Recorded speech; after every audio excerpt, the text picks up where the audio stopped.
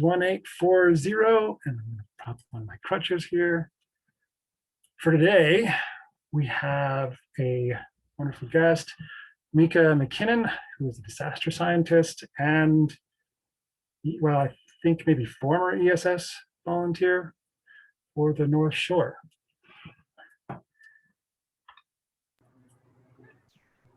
Don't know what else I can introduce you because I'm not really that familiar. Last time I talked to Mika was at the fan convention for Stargate a couple or more years ago.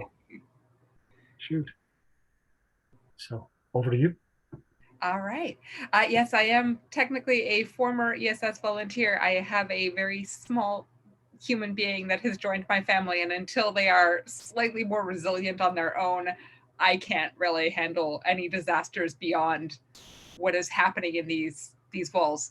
Hopefully, Small Child will allow us to have the meeting tonight, but as fair warning, there is a small chance I'll abruptly shut off video and take care of Kiddo while we're doing this. I am going to pull up some slides just because it's all right if we don't have to do them. But hey, why not? I've got them. Let's see. And view that as presentation view. Ha ha. All right. So tonight we're going to do a little bit about pre-apocalyptic party planning. Although I'm feeling a little bit hesitant that we're still pre-apocalyptic a year into the pandemic. We might be full-on apocalyptic party planning by now. So the basic idea is, are you ready for things to go horrendously, horribly wrong? When we're thinking about what could go wrong, there's always a whole lot of options, just so many options, and you cannot possibly prepare for everything. It's, first of all, just exhausting, but also it's a waste of time. Not everything is equally likely to happen everywhere. When we're talking about Vancouver, we have an amazing publicly supported disasters, geoscience research and education to go with it. We've got Natural Resources Canada right downtown that has done some fantastic insights into what type of disasters we have. I'm not sure where everyone here is from, but up on the North Shore, we're looking at mostly, this is a cross section of Vancouver. Over here, we've got the North Shore with the volcanoes and the mountains and the bedrock. That's where I'm hanging out. We're missing your slides. Oh no! Are they not sharing? Why is it not sharing? There you go. There we go. All right. Now it's probably being small instead of big. Da-da-da. There we go. Oh, that looks much better. So we really didn't miss much. The slides so far were, just oh, nice. Very catastrophic sci-fi. Thank you for letting me know there was a problem. It's been a while since I last did a live presentation with slide deck. Again, Small Child has thrown me off my game. So I'm up here in the North Shore bedrocky mountain bits. When you're looking towards downtown, you're looking at a lot of sandstones and shales, so sedimentary rocks that actually had 2 kilometers of glaciers sitting on top of them, squishing them flat. And then we have the flatlands, which are brand new baby sediments in the last 15,000 years that are like geologic equivalent of oatmeal. So if we look at the top view, we've got North Shore, Vancouver proper, then the squishy sediments of Richmond and Delta. Talking about that geology gives you an idea of what sort of disasters we can look at. We have down here, this is earthquake shaking. So if we had a severe earthquake, we'd expect to have the most significant shaking happening on the youngest, loosest sediment. So that's the geologic oatmeal areas are everywhere that is really flat. We'd expect to have moderate shaking everywhere that is gently rolling hills, because that's sediment that had the ice squish it and compact it. So that's places like UBC and most of Vancouver proper, and the lower shores of North Shore, so down like Lower Lonsdale, all of that. And then you get up into the bedrock and you have pretty much no shaking at all, which also would be along the sea to side corridor. Bowen Island is a little nub of bedrock hanging out. But you have different types of disasters everywhere. So even the places that you don't have much earthquake shaking, well, those are also the steepest hillsides. So that's where you're most likely to have landslides. We see a lot more landslides in North Vancouver than we do in Richmond. So all of these maps are from the Geologic Survey of Canada. We can actually go through, see them. They've even done something called the HAZUS maps, where they've taken Vancouver census data and building inventory and all of that and put it into what is effectively SimCity on constant disaster mode. And it's just like throw an earthquake at the city and run some fires through and just catastrophes everywhere, and see what happens in terms of which bridges are going to go down, how many casualties can we expect, all of that. We use that in doing the overarching disaster plan for Vancouver.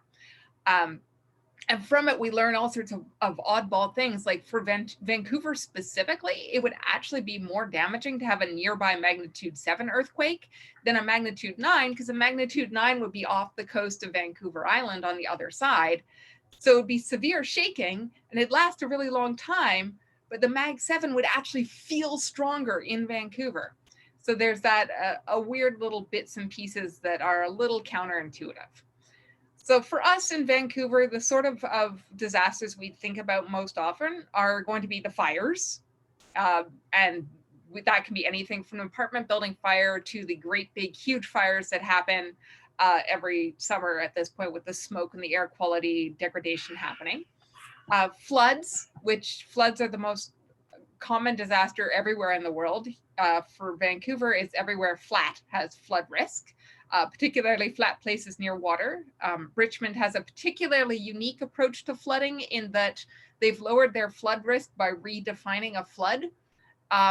A flood is now, it pretty much has to reach knee high before it counts as a flood. If it's less than that, it doesn't count. It didn't happen, which is why Richmond's flood risk dramatically dropped in the late 90s, if you ever wondered why. It makes no sense. It just is true. It just makes no sense. We don't get very big earthquakes very often, but when they happen, they're very devastating. And they have a small itsy bitsy little problem of, if we have a big earthquake, well, our airport is on the areas we expect the most shaking. Our ports are on the place you expect the most shaking. And all of our roads that go in and out go through the places you expect the most shaking or have landslides. So after a really big earthquake, we can anticipate that Vancouver is going to be cut off. It's going to be attached to the land, but it will feel like an island because we won't be able to get in or out very easily. And the logistics of that is really challenging. So how can you learn more about this instead of just having me give you like a quick dump of here are some of the disasters? You can learn about your disasters by exploring your local environment. People give that one scene of Star Wars a lot of harshness, but I will say, as a geoscientist, if I think there is a nice little halite rock nearby, I probably will taste it. So that does actually happen.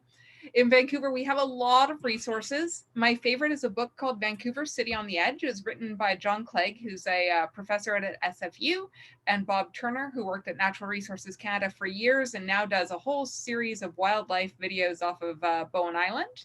And it's a very, very approachable, accessible book.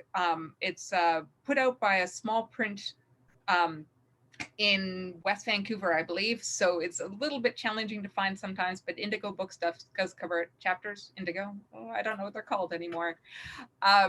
Then all the local universities have intro-disaster classes. UBC's actually does theirs. Is it's about 4,000 students a year go through it. It's the most popular science class for non-science students, including full online versions that we've been developing for the last several years. So they're very well put together as opposed to most abruptly thrown online classes. So if you ever want to take a formal structured learning approach, I do highly recommend that EOS 114 Natural Disasters at UBC. You can take it as a non-degree student. And then Fire Smart and City of Vancouver Emergency Info BC all have additional information about like what exactly are our hazards and our disasters. In North Vancouver, there's the GeoWeb actually publishes every single disaster report and map that has been publicly commissioned for the North Shore. So it's a United Nations recognized map of what exactly our hazards are. And you can look on almost a city block basis. Hey, do I have a landslide risk? Do I have a flood risk? All of that. It's a big part of why I chose to live in North Vancouver, is partly because it's the disasters I'm comfortable with, and partly because I can be very certain of exactly what my hazard is. And that knowledge makes me feel more secure in my choices.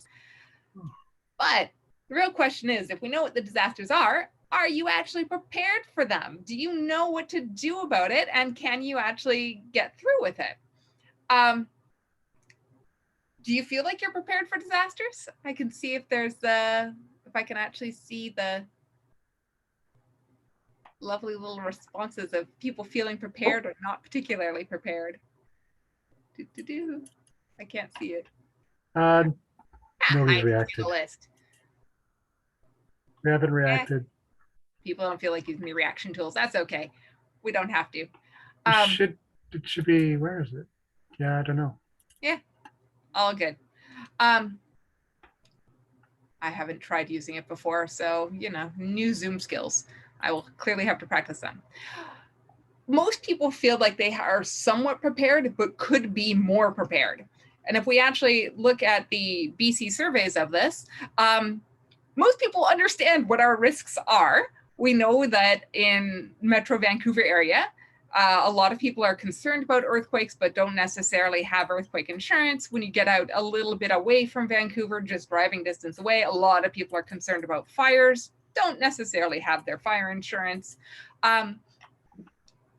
When we start looking at planning and supplies, it's roughly speaking about half of people have a plan, and about 80% of people have at least some emergency supplies. They might not be the right ones, it might not be complete, but they've got something on hand. They have some water, they might have a radio, flashlights, they might have first aid kits, something.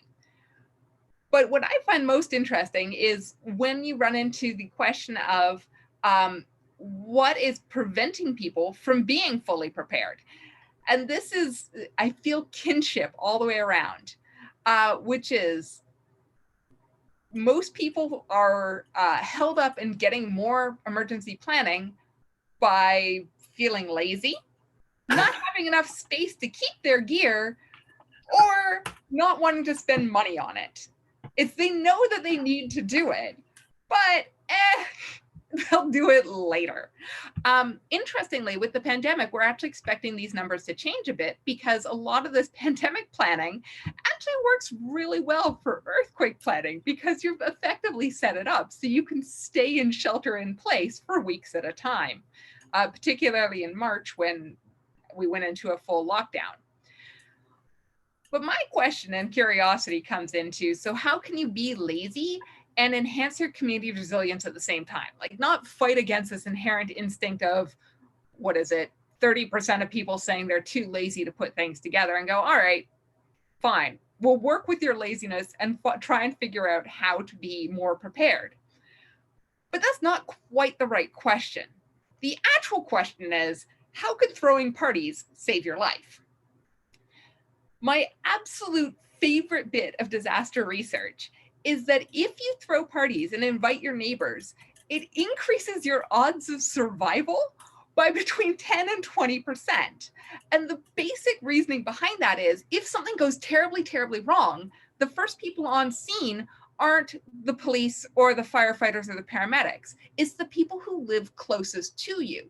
So if you've gone through the trouble of building social bonds with your neighbors, and you've gone through and you've borrowed a cup of sugar, you've had a movie night together, you've been pandemic pals where you go shopping because they're having to shelter in their home with greater risks of serious complications with whatever you have going on, that you get to know each other, then they're more likely to notice and care when things go wrong. If there's an earthquake and everyone's out in the streets afterwards, they notice you're not there. If there's a fire, they know you've got a dog that needs help getting out. That there's this resilience that increases the stronger your social bonds are. So if you can throw parties, you can actually increase your social resilience. But please don't throw in-person parties during a pandemic. Right now, you have to do things like Zoom and gather and all the rest of it. Which I've got 5 minutes left on my clock here, I think. So what does disaster party prep look like? What sort of things can you do? Well, you can take it all the way up to the extremes and do like a block party. You can invite the disaster training folks from Vancouver or from North Shore or anything like that. They actually will bring people out and do trainings if you get together your neighbors and say, hey, yeah, we want to learn how to prepare. They will walk you through it.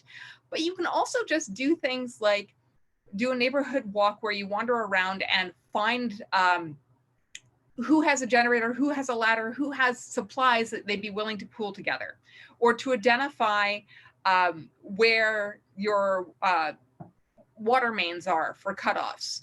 Or in Vancouver, we have a lot of places that are, we have large reservoirs under a lot of our major intersections for the firefighters to be able to hook into if the lines all go down. We have an earthquake hardened firefighting system. Where are those? As people who operate ham radio, amateur radios, being able to say, yeah, I can do the communication in and out, well, somebody else might be able to provide the power, or might be able to provide, has a place where they can store a large amount of water. So all of those sorts of things can work as party planning. So the core idea is just throw parties, invite your neighbors, talk about your plans, even if it's as small as, hey, welcome to my home. Let's take off your coat. Oh, throw it on my bed. Hey, look, if there's an earthquake, a third of my life I spend sleeping. If my building collapses, start digging there for me, is a valid thing to do. Then just keep going. Just keep building that. Every time you have those social interactions with your neighbors, you're building on that resiliency and increasing your resilience in order to survive the next disaster, whatever it happens to be.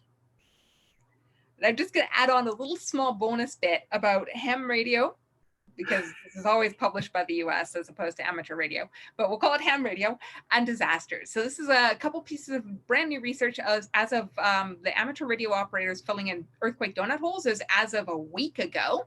And the Space Weather Sensor Network is as of last summer. What the concept of this is if we have a big earthquake, we want to know not just how big is the earthquake, but how intensely do we feel it on the ground. That's called the Did You Feel It reports in the US, or Natural Resources Canada also collects them. We use that information to understand things like, is there a pocket of loose sediment down by False Creek where there turns out to be way more shaking than we anticipated, so there's a lot more damage and probably more injuries, and we should redirect more resources there. We can't get that from our seismometers. We need to get that from what do people actually feel. Well, if you have a big enough earthquake, you're going to knock down all of the communication systems for people to be able to fill out those reports. So there's now a brand new protocol being put onto, is it WinFlow, the Global Amateur Radio Disaster Response Network protocol, of how do we collect the Did You Feel It forms and be able to send them out. So instead of having this donut hole of no data, where silence effectively means, oh no, everything is terrible, we can at least start getting some feedback as to what is going on. Is it actually a critical infrastructure, we lost a communications tower, but things are actually okay? Or is it, we're in silence and darkness and everything is awful, please send help now, now, now. And to be able to get those shake maps and intensity maps a little faster. And I think, yes, checking on the time there, I have made it 2 minutes under my limit, which is just enough time to be able to do some questions or ideas or discussion or anything like that. I feel like I ran a little marathon there. Well, yeah. Well, you had a lot to say. So. Yes. Have I convinced you that you need to throw parties or at least talk to your neighbors now and then? Like squint your eyes up really big so they can tell you're smiling behind the mask? You've emphasized it more for me. Let's see. I noticed in the chat while you were going, there were some of that feedback you were looking for. Yeah, there's the Win link. Andrew posted the now doing the Did You Feel It on it. Okay. And let's see. We were talking about possibly, we didn't know whether you could do a fist of 5. We use that sometimes to gauge our support for stuff. That was in response to your question at the time. Was how prepared are you on and the fist of 5 was on a scale of 1 to 5, 5 being absolutely I could lead the doomsday chronicles here. 4 is slightly less than that, 3 is lesser than that, and then 1 is like I'm not ready at all. Don't even like I'm actually causing more chaos for other people around me. So that's that scale that was there. Yes. So you did mention the zombie teams there. That's another thing you can do is that, so the CDC, the Center for Disease Control in the US, back before they were dealing with a pandemic, like a few years back, actually figured out that even doing things like the sitting around talking about your zombie team and your zombie preparedness actually gets you more prepared. Because even if you're not prepared, talking about what you would do gives you enough of a plan so that when things go wrong, you already did the thinking in advance. Exactly right. And I think that was also broadcast on the Atlanta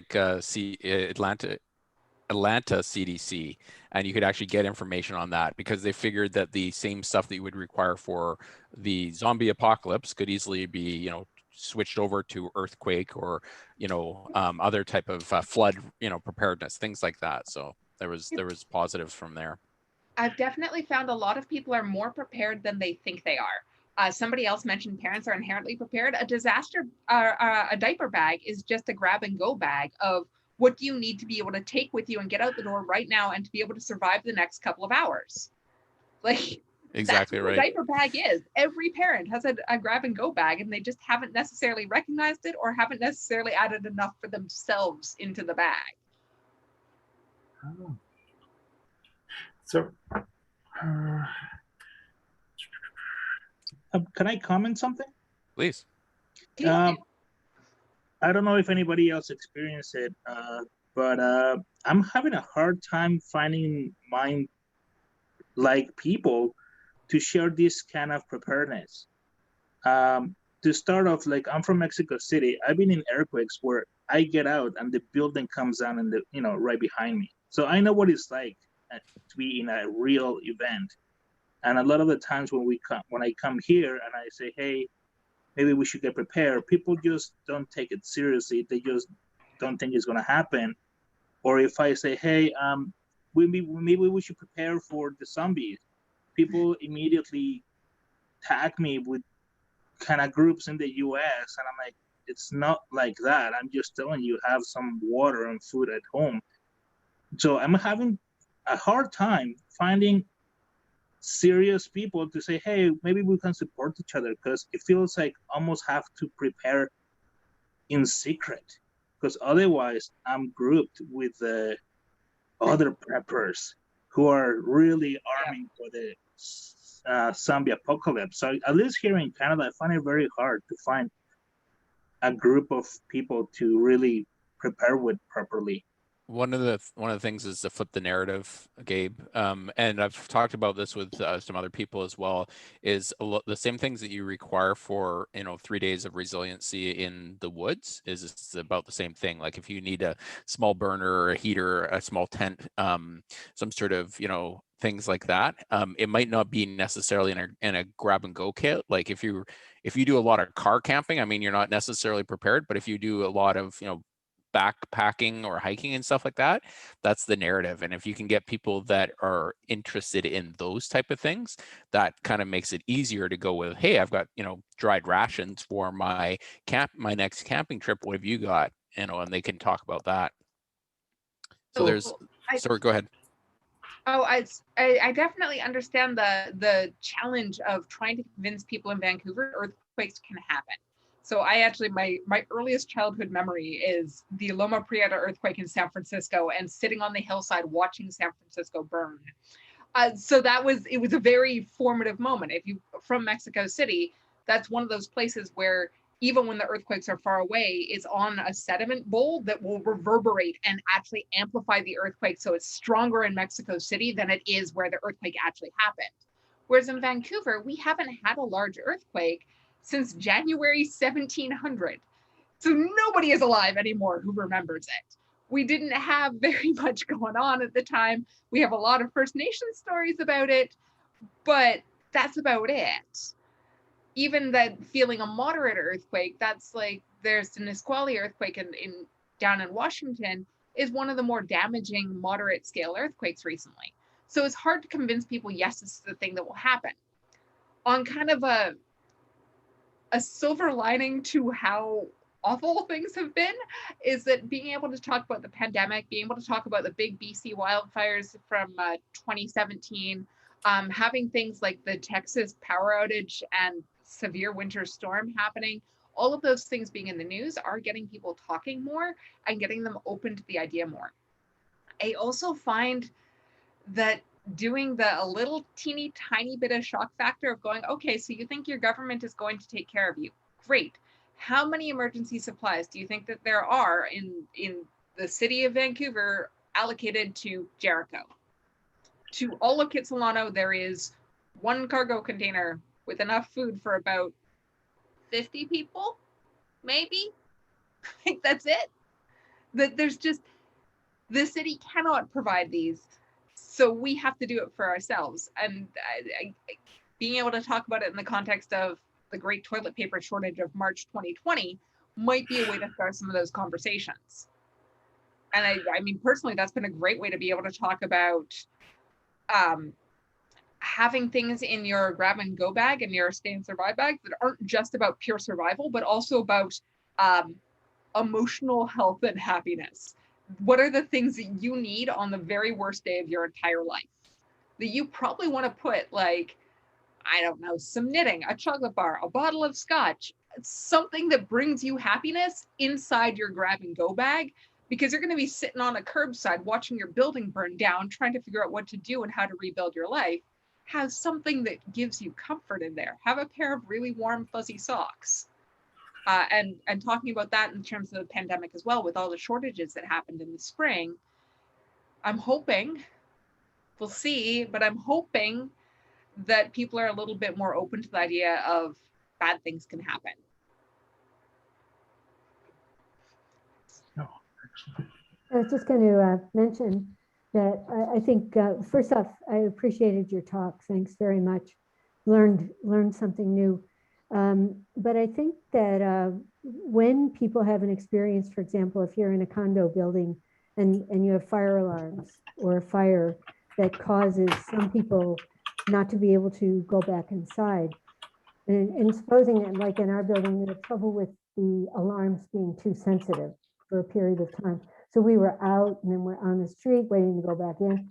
And it really got cemented at that time is what happens if, the earthquake and you've got to get out and you hear about your passports, money, prescriptions.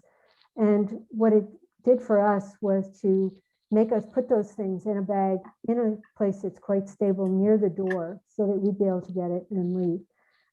I think all those, like you're saying, the more the different scenarios are that you talk about can really help people to go from, yeah, I think I'm prepared, to taking steps in that direction. Yeah. Also getting people to understand that they don't need to do everything all at once, that it can be incremental and that they can improve and iterate. In fact, they need to improve and iterate over time. It's too overwhelming to be fully prepared spontaneously. Like, it's expensive. Where are you going to put everything? You're not quite sure what you need anyway. If you buy one of those prefab kits, you don't really know how to use it. So being able to iterate things and to understand that you're not just looking at the worst of the worst case scenarios, but just a bad day. We've got this weird little flaw in how we think, that we're really, really bad about how do we conceptualize high intensity, low frequency events. Everybody's going to win the lottery. Nobody's going to have the big earthquake hit during their lifetime. So if you step back and go, all right, well, let's not prepare for the catastrophic event. Let's just prepare for what happens if my neighbor leaves the pot on the stove, leaves the house and burns the building down, and I have to run and evacuate. What do I need? That's suddenly a much more approachable concept, and it will get you quite a bit of the way into that preparedness. Or you go, all right, so what if next summer we have more shelter in place because the air quality gets so bad from the smoke coming in? What do I need to not have to leave? What if we have another pandemic lockdown where we're not supposed to go out shopping? What do I need to have with me? These are more, they're easier to envision because they have already happened, or some variation of them has happened. And yet the preparedness for them would be the exact same stuff you'd need to shelter in place after an earthquake.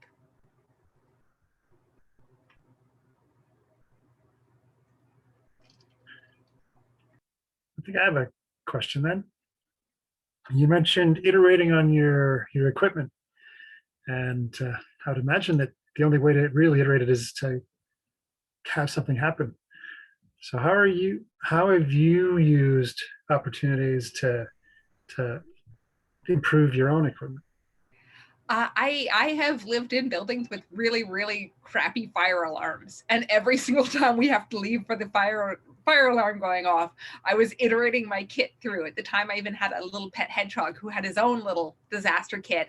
And what did I need to keep him warm, safe, comfortable, fed, entertained, calm, all of that while we were going up and down. I have only had 2 fire alarms since small little baby showed up. But I've definitely learned I do not yet have my kit figured out for how to deal with that. But I'm going to be figuring it out over time. Every time I'm going to the park, I'm going, all right, can this work as a grab and go bag?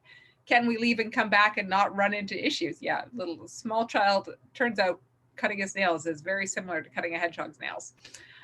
Sorry, reading the chat as we go there. Never would have thought that was practice. And on cue, that's him in the background. So I'm going to have to disappear very soon. So I've also done things like I've tried living out of my grab and go bag while on a camping trip, or on back in the days when we were allowed to still travel, see if I can travel to an event and back on just what I had in my kit and then prettier clothes.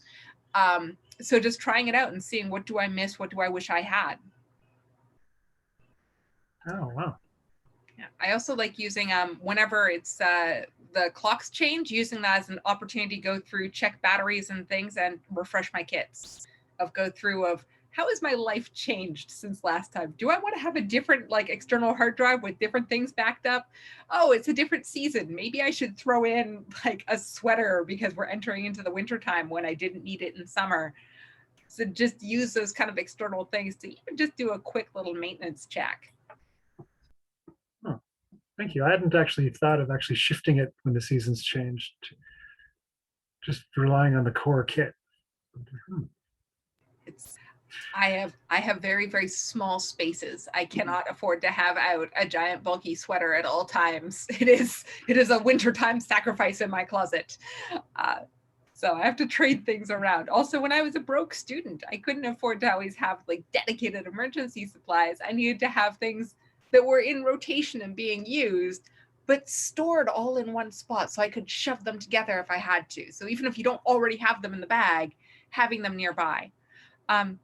Another resource that just came out is I actually worked this summer with AMI, Accessible Media Inc., maybe, about specifically putting together a series of PSAs for disaster preparedness for people who are blind or have vision impairments in Canada. So that's a really nice one in terms of thinking about how do disabilities impact disaster preparedness. And I am not an expert on disability. I'm really glad there were other consultants on it who brought in that aspect. But I found it fascinating, and I actually changed my own space so that if I have somebody here who is blind or vision impaired, I have made the space safer for them to be able to deal with a disaster. It just changed how I was thinking a little bit and made me feel like, okay, disasters impact everybody. I would like everybody to live and survive. How do I need to adjust my space to take care of them? Wow. I guess is there a chance for another question, comments?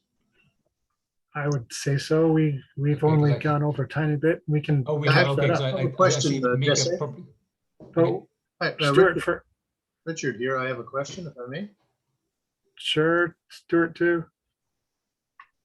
Okay, shall I go first? Yes. Okay. Thanks, Mika. Yeah, what I took away from that was maybe as a subtext here was how drinking can save your life. I think you're so right about throwing parties, with your neighbors, getting to know them, get to know the community, so that in the event of a disaster, everybody's pulling together. That's very true. I think the same thing goes for the amateur radio community as well. It's good to actually know the amateur radio community, so you know who's got what, who's capable of what. It translates into that community as well. In terms of being prepared, the one thing that I find overwhelming and makes me not want to be prepared is just thinking about all those possible scenarios. You may not be at home when disaster strikes. If you are at home, do you have to leave the home? I mean, Tyson brought up the idea of taking all the backpacking gear, being prepared for a few days. We go backpacking every year, and it still takes me an entire week or more just to get prepared for those few days backpacking in the backcountry. And I have all that gear together, so I can imagine if you had to get out really quickly, that wouldn't be an easy task to do. So I think part of it is trying to find out which scenarios are most likely. And I think maybe if we could kind of trim that down, it wouldn't be quite so overwhelming, trying to trim it down to the most likely scenarios. It absolutely, you cannot prepare for everything, and you should not prepare for everything. It's just too much. So, I mean, for me, I tend to think of things in what is most likely and what is most damaging. And those are the only two scenarios I look at. For me, what is most likely is building fire. I'm in a wood frame apartment complex. The odds are that one day, sooner or later, my neighbors are going to burn the building down. So what do I need for that? And then the biggest impact is, for me, earthquake. It's if an earthquake happens, that is such a huge catastrophic event that will radically shift what Vancouver is going to be like, that I can't prepare for all of that. I don't know I can't control all of it. I don't have that much space and money, but I can at least go, all right, so how can I survive and how can I make things a little bit better and kind of reduce the problem down? Also touching on your idea of the amateur radio community is a community, and you are building social resilience right now, because you're like putting coins of goodwill into the piggy bank so that when things go terribly wrong, you can smash that open and spend it. It's if you know who each other are and you're doing your radio call-ins after a big major disaster, you notice that Richard hasn't checked in, you find out who's nearby and send somebody to check. Right? Like, you care about if he survives or not, and you know where he is and who's nearby. That sort of thing happens because you built that social bond. So doing these meetings, congratulations, you're throwing a virtual party and you're getting to know each other and you're getting to build some of those social bonds and increasing your chances that you'll all come out the other side. Thanks, Mika. Richard? Yes, Mika. Great talk, by the way. We about community in that. As Vector, we've been dealing with emergency earthquake preparedness, Keep and Kerrisdale, Deep in Dunbar, and so on. These are excellent ways to get involved in your community area, and it seems to be expanding. So I'm assuming that all community centers are eventually going to form their own groups. Is that actually a plan? Is that part of a city plan, or is this something organic that just started?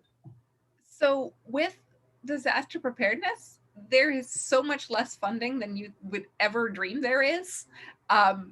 So there's always big, huge ideas, and then not necessarily the money and the support to drive it through. It's things like, at all levels of Canadian government, we currently don't have anybody west of the Rockies who works with landslides at all. Just none. So there's like these huge gaps where we wish that there was more support and more effort being done. But you never really, I personally don't count on any of these grand ideas happening until they've already been executed. So yes, it would be really, really lovely if there were more and more nodes. Is it going to happen? Don't know. Is there going to be a resurgence of interest in the wake of the pandemic? Because amateur radio is an incredibly social activity, and one that has a lot of disaster resilience aspects to it. Will people suddenly latch onto that as the newest hot thing? Who knows? Could be. You might have a huge surge of people, and then there are nodes everywhere, and you just have all sorts of people helping out. It'd be really awesome. Well, I see. Okay, so it sounds like it has to form from the ground up. Yeah, pretty much. It's yeah, and it is forming if yes, those two areas are any indication. Yeah. Thanks. So I should Your probably let you go. child's getting more and more hungry in the background. So Okay. So let's wrap you up, but I'm curious about volcanoes, and we didn't even get a chance to really dive into that slide, Yes. but maybe we'll bring you back. I will do the world's tiniest little thing about volcanoes, which is there's an active volcano right near Pemberton, and we don't have a full monitoring system yet. We don't monitor any volcanoes in all of Canada. Yep. It's really, really, really scary.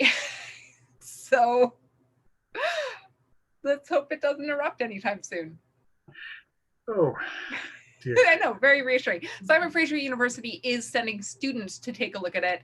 And they're trying to convince the federal government to increase more monitoring. But in Canada, we have this funny little quirk where the minute we start monitoring something, we have to do something about it, right? We have to reduce that risk. And if we just never look, then the disaster will never happen, right?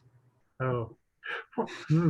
So it's a interesting choice, and I will talk about our lack of monitoring volcanoes every chance I get, just because, we really should fix that. Yes, we should.